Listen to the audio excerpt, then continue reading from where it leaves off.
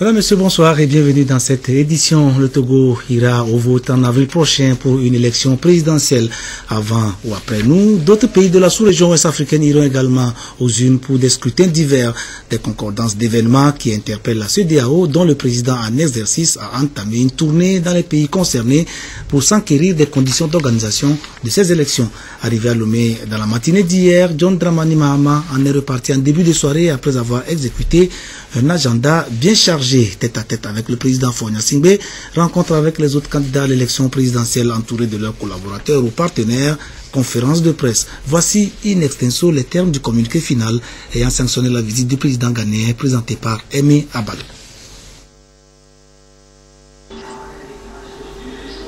Dans le cadre des efforts visant à renforcer le processus d'intégration en Afrique de l'Ouest et à relever, grâce à des concertations périodiques, les défis politiques, économiques et sociaux auxquels sont confrontés nos pays, le président de la République du Ghana, président en exercice de la conférence des chefs d'État et de gouvernement de la communauté économique des États de l'Afrique de l'Ouest, son Excellence M. John Dramani Mahama a entamé une tournée dans les États membres où des scrutins importants sont programmés. À ce titre, le président en exercice de la CEDEAO a effectué ce 24 mars 2015 une visite d'amitié de travail à Lomé, au Togo. Cette visite a permis de procéder à des échanges avec l'ensemble des acteurs du processus électoral afin de prendre en compte les vues des uns et des autres pour garantir le bon déroulement de l'élection dans un climat serein et apaisé. Au cours de son séjour, le président en exercice de la CEDEAO, son Excellence M. John Dramani Mahama, a eu une séance de travail avec le président de la République togolaise, son Excellence M. Faure Gnassingbé. Le président en exercice de la CEDEAO a également conféré avec les autres candidats à la prochaine élection présidentielle, ainsi qu'avec les membres de la Commission électorale nationale indépendante, CENI.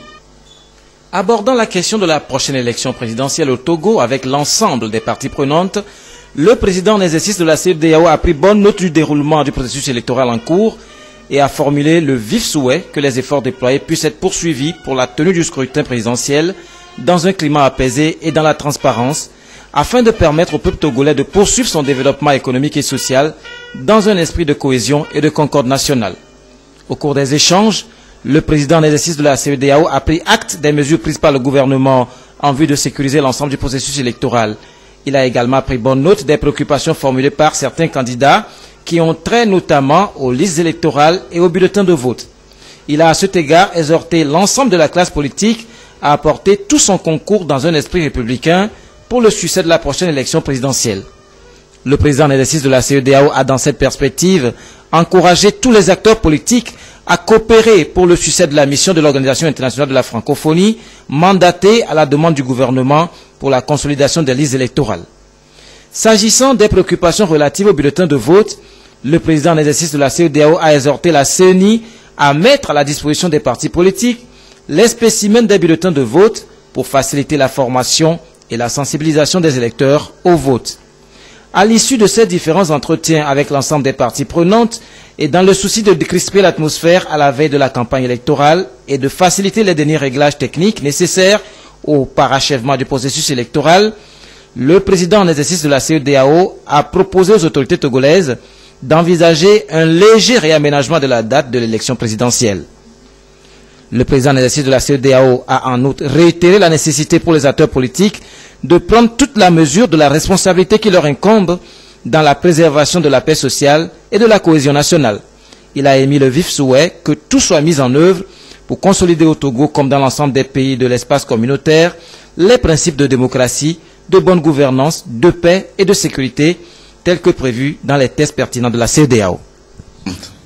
Let me begin by expressing my appreciation to Mr. President for the warm welcome we have received. J'exprime toute ma gratitude au président de la République du Togo pour l'accueil chaleureux qui nous a été accordé ici lors de notre séjour.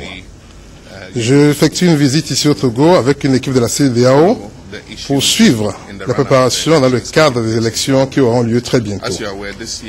Comme vous le savez très bien, 5 pays sur 15 de la CEDEAO sont dans un processus d'élection cette année.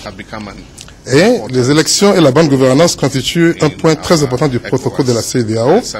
Donc, il nous faut prendre des mesures afin de pouvoir éviter toutes sortes de violences et autres difficultés. Nous étions au Nigeria hier dans le cadre des mêmes préparatifs aux élections qui auront lieu le 28 mars prochain. Aujourd'hui, nous sommes ici où nous avons eu des discussions avec le président de la République au sujet de la préparation des élections. Nous avons également rencontré les principaux acteurs, les partis politiques et la commission électorale. Nous avons discuté de plusieurs questions, notamment de la liste électorale. Tout le monde souhaite bien qu'on puisse avoir une liste électorale fiable pour l'organisation des élections. La CENI travaille actuellement pour nettoyer la liste afin que nous puissions avoir des élections crédibles. Vous savez, à n'en point douter que la francophonie travaille également avec la CENI dans ce cadre, afin qu'on puisse avoir une liste fiable pour, une fois encore, des élections crédibles. Au nombre des débats que nous avons eu avec les experts, ils ont promis que la liste devra être achevée d'ici à la fin de cette semaine, puis elle sera soumise aux partis politiques pour validation, et je suis sûr qu'après tout cela, ils pourront accepter. Considérant le travail qui est fait sur la liste électorale, il n'est pas évident que le 15, les élections puissent avoir lieu comme prévu. À cet effet, la CEDEAO proposerait que les élections soient reportées de 10 jours, donc qu'elles puissent avoir lieu le 25 avril, afin que le travail fait sur la liste puisse satisfaire tous les acteurs et que les élections puissent se tenir. Nous avons également discuté des questions de sécurité et de protection avec le président de la République. Et nous avons également obtenu l'engagement des acteurs politiques et des partis politiques pour éviter toute forme de violence avant, pendant et après les élections. La démocratie au Togo est assez mûre et nous sommes sûrs que ces élections n'emmèneront aucune perte de vie ou de destruction de biens.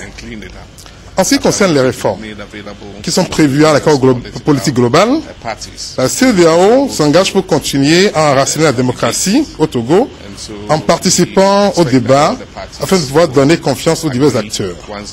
Nous reconnaissons cependant la patience et la tolérance des acteurs et nous disons que le Togo est un pays qui doit avancer et tout le monde doit jouer son rôle à cet effet. Et c'est sur cette note d'espoir que le président John Dramani Mahama a quitté Lomé pour la capitale ghanéenne.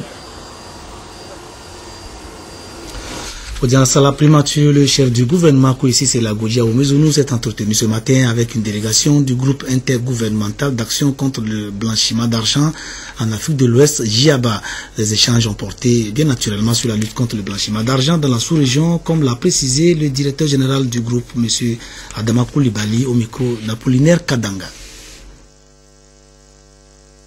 Nous avons fait le point de la situation du Togo au niveau de la lutte contre le blanchiment des capitaux et le financement du terrorisme.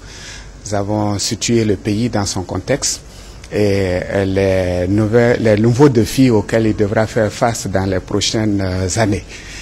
Deuxièmement, nous avons fait le tour de la région dans le cadre de cette discipline de la lutte contre le blanchiment et sollicité auprès des autorités à accroître les efforts au niveau donc de la structure qu'est la CENTIF, la cellule nationale de traitement des informations financières. Également, son Excellence a bien voulu nous gratifier de ses recommandations et de ses conseils dans la conduite de notre politique régionale.